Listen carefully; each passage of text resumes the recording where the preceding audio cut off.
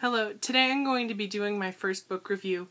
I decided to review the Hunger Games trilogy. I love these books and I think that they are really popular, but some people don't have the time to read them all. So I'm going to review all the books and go through the chapters and go through the major events in each book. This is the first video I'm making and it is about the first book. Alright, so the first thing you need to know is the main character's name. The main character's name is Katniss Everdeen and she lives in a country called Panem.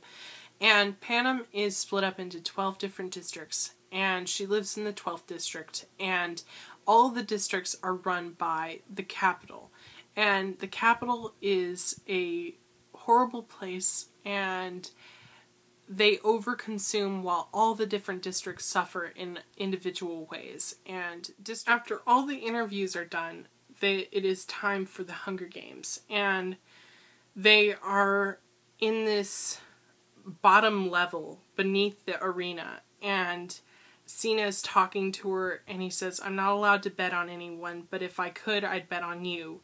And she just holds Cena until the moment she has to go. And then she goes into this like tube and is elevated to the arena.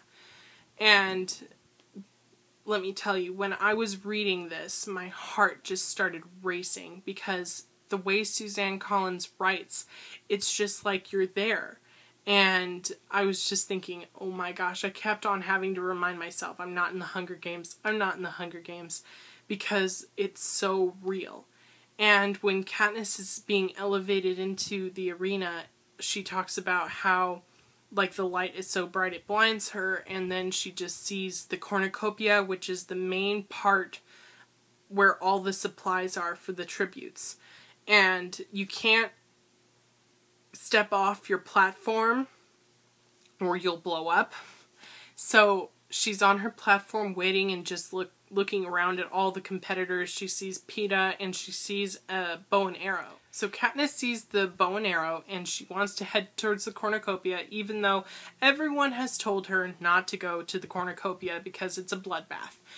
But she sees the bow and arrow and she wants it. So she looks over at Peeta and he looks like, don't do it, and she heads for it anyways. And she doesn't make it to the bow and arrow, and all of a sudden she's running, and then she sees one of the district's people coming towards her. It's a male, and he's coming to attack her, and she has slipped and fell. And she has a backpack, but she didn't get to the bow and arrow yet. And she is thinking, oh great, I shouldn't have gone to the cornucopia. I'm going to die now. And then the guy just falls. And it turns out that he was stabbed. And the girl who stabbed him is now throwing knives at Katniss. And Katniss puts her backpack over her back and the girl throws a knife in her back and she says, "Oh, thanks for the knife." And she bolts and she's running and running and running and she just gets to the point where she can't run anymore. So she climbs a tree and she looks in her bag and she has a canteen and a sleeping bag and some rope. And that's it. And her canteen is not filled with water. And she's, at this point, hasn't had any water. And she's, like, very dehydrated. So she goes up into the tree. And then so Katniss is in the tree. And it's very cold that night. And she sees someone starting a fire. And she thinks of how stupid it would be to start a fire when all these people called the Careers are looking for like first blood to prove themselves so they can get supplies. And the Careers are looking around and then Katniss hears screams and that girl is dead. And so now the Careers, who are very well trained killers, are beneath her. And there's a little surprise in there, and Peeta is with the Careers and they have been named the Star-Crossed Lovers of District 12, and he is now helping the careers find Katniss. So that's very difficult, and she thinks, I want to kill Peeta as soon as I get the chance to, because now that he's with the careers and he wants to kill me, I'm going to kill him first. And she's very cold like that. She's like, I'm going to kill him first. I'm going to kill these people because they are in my way. So she's very cold in that respect, and I think that's just because of the circumstances she's been thrust into. So she hears Peeta beneath her, and then she sees these eyes in the next tree, and the eyes belong to Rue, and Rue is an amazing little girl, and she is 12 years old, and she reminds Katniss of Prim in many ways, except that she's dark-skinned instead of, like, paper white like Prim. So she sees her in the next tree, and it's morning now, and Katniss is thinking... So after Katniss has taken out a few of the careers, she moves on, and she runs into Rue, who's the girl who helped Katniss escape the careers the first time, and she doesn't want to hurt Rue in any way. She actually winds up hunting for Rue, and she and Rue eat at the river, and they've basically just set up a little camp of all, food, and they've just been collecting things, and Rue is very good with plants because she was from the agricultural district of District 11, and she knows about plants, so she's been picking up berries and nuts and things from all around the arena, and Katniss has hunted some bird, and she knows that it's alright to eat it. Rue knows that, and so they're eating it, and Rue asks Katniss, is that stuff real with Peeta?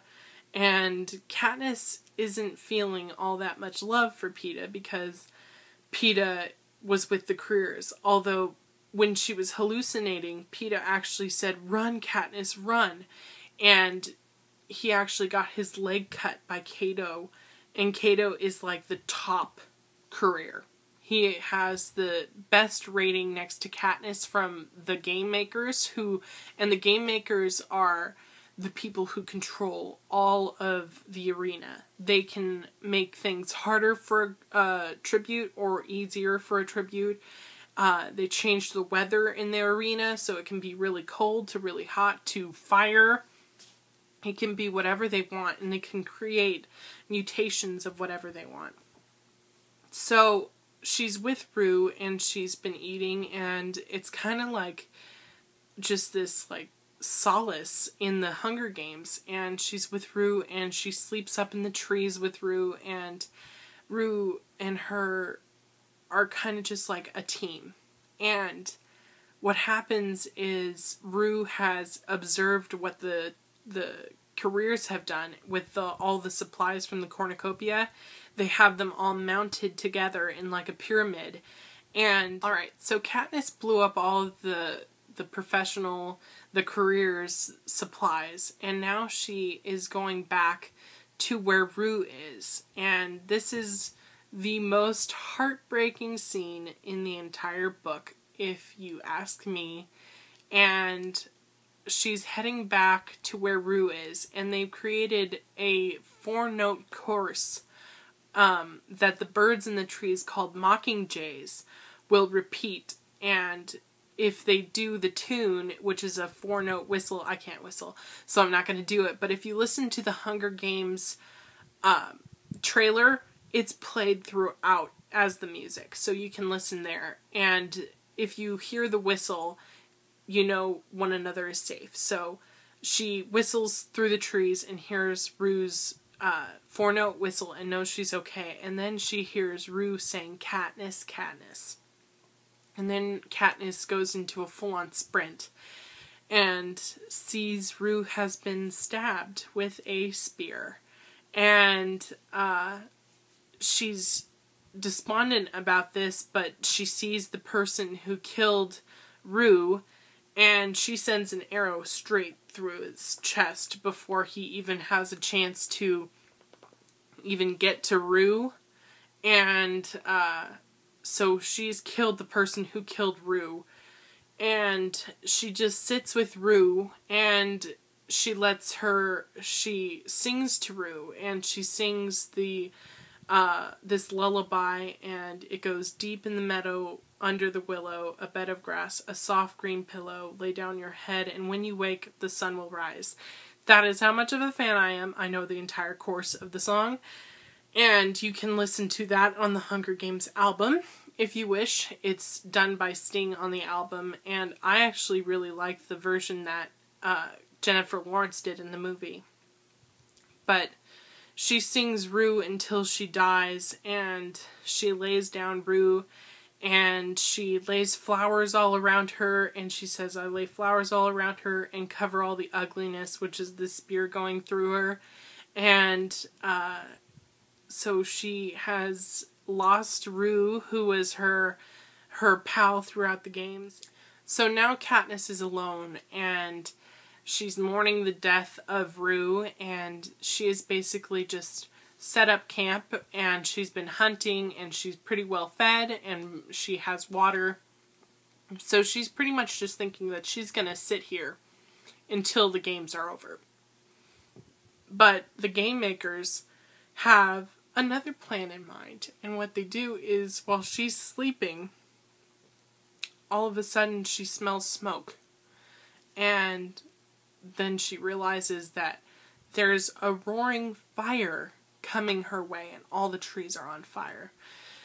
So she's running away from the fire, and then the game makers start throwing fireballs at Katniss, and Katniss gets caught by one, and her leg is singed, and it's just excruciating pain, and she's screaming and just running and running and running, and then one fireball, she's like fell down, and just as she thinks like she's a goner, the fire stops, but she's been like heaving because of all the smoke inhalation, and she's just exhausted, and all of the things that she has been able to strengthen herself with is now gone, and now she's injured, and her chances are very grim now. And what the game makers do is they say now there can be 2 victors in this Hunger Games. Alright, so Peeta and Katniss have won the Hunger Games, and now they're going back to their district. And Katniss informs Peeta that all the feelings that they shared during the games, the kisses and everything, was for the cameras and wasn't real for her. And it's really harsh to hear it from her, because Peeta actually does love her and has loved her since she was a girl.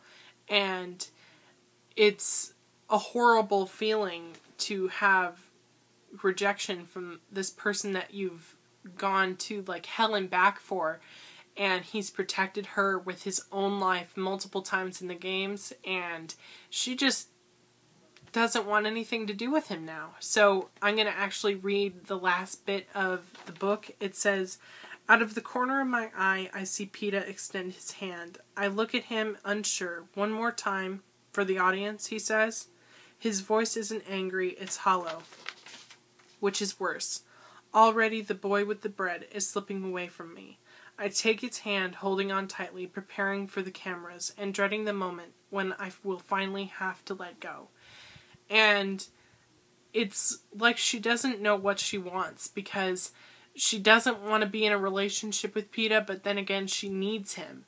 So this book concludes, and you really just have to pick up the next book. And for you, you have to watch my next video on the second book. And I will be reviewing that book next week. I'm going to post it next Wednesday, and you guys can all watch that. I hope you like and subscribe to my channel, and I hope you comment on my book review. I hope you all like this, and may the odds be ever in your favor.